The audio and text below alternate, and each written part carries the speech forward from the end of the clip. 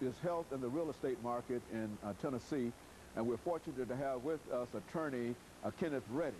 And Mr. Redditt, let's see if we can pick up where we left off the last time by saying something about the nature of the real estate market in Tennessee. I think you've given us an excellent overview in terms of this market, but what is happening in Tennessee with real estate at this particular point?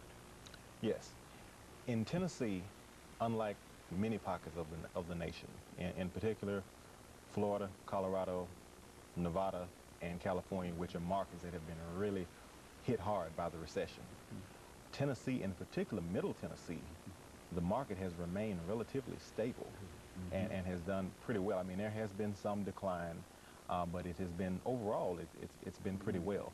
And the market as a whole is beginning to make a comeback. You know, thanks in part to efforts of the president and the American Recovery and Reinvestment Act, which one part of that was the first-time home buyers tax credit, which has provided the economy with a much needed injection and has been a boon to the national economy, and which, by the way, was just extended.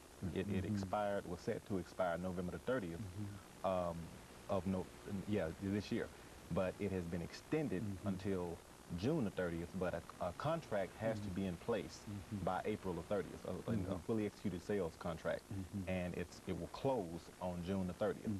And that has allowed really for a lot of people that were thinking about buying homes but were, you know, not sure and had some reservations to really go ahead and take advantage of a tax credit, which was $8,000.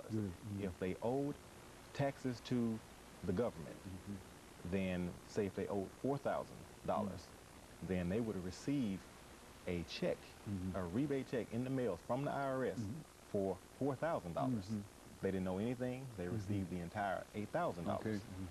Now, with the extension, it's broader, because you can have, if there's been a person that has owned a home for 5 consecutive years within an 8-year period, they qualify for $6,500. So it's given more incentive for people to go and get into the market and to go ahead and buy, because real estate fuels the national economy. You know, there are a lot of economic indicators, and unfortunately right now we still have a lag when it comes to jobs. The unemployment rate now is 10.2%, just crossed 10.2%.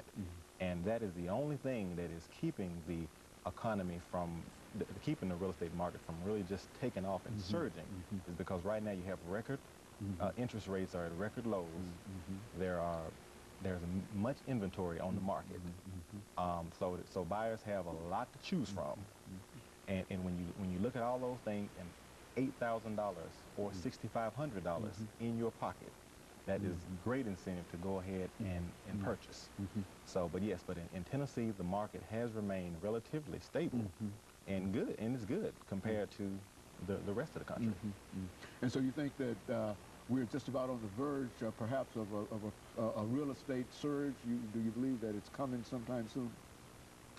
Yes, I believe that it's a good chance for that, because, you know, as I indicated earlier, with interest rates, you know, interest rates are really low, but jobs have to come back around.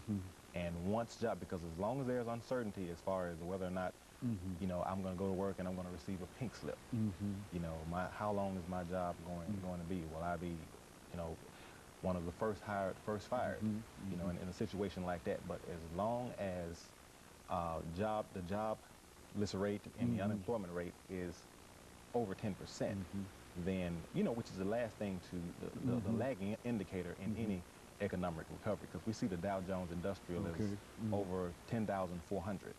So it has come back a long way. And pending sales and first time, you can see just so many different indicators that the market is on the way back, but we're not all the way out of the woods yet. And so, is it true that sometimes employers sort of are reluctant to hire because they're not sure how long that hire might be, which is to say that they would hate to hire somebody today and 3 months later have to release them, and et cetera. Do you find that to be a part of the whole situation dealing with the jobs in the economy? Is that true? That's what I've heard. I think that has a tremendous amount to do with it. Is that the employers are concerned right now. Employees are concerned. Employees that are seriously considering saying, I want to go ahead and take that step and go ahead and buy a home and purchase a home. They feel like, well, I don't know if I need to do that right now because I'll get in. Yes. Yes, but one of the things also, Dr. Haney, that is really hurting the market, and actually there are several things. There are short sales, foreclosures. Those are having a significant and a deleterious effect on the economy, because short sales. Explain that. Yes. Short sales are situations where the lenders agree to accept less money than what is owed on the property. So, lenders go through a process where they go and have it appraised, and they do BPOs, which is buyer's price opinions, and to see whether or not, is this a good, should we make this decision? And typically in a situation like that, the sellers would have to provide a hardship letter, which would say, you have to produce your W-2s for 2 previous years, and also what you make, and your situation, and most of the time you have to be behind in your mortgage a couple of months before they would even consider doing a short sale. But yeah, that is really having an adverse impact, because with the short sales and the foreclosures are bringing the prices down and affecting property values.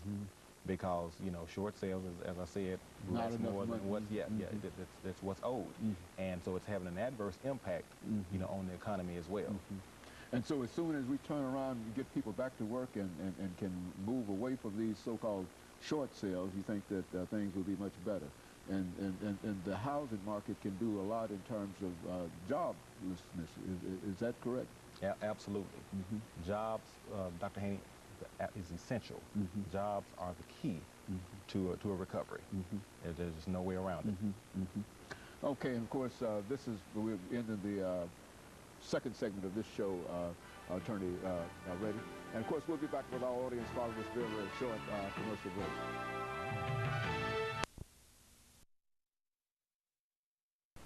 The topic is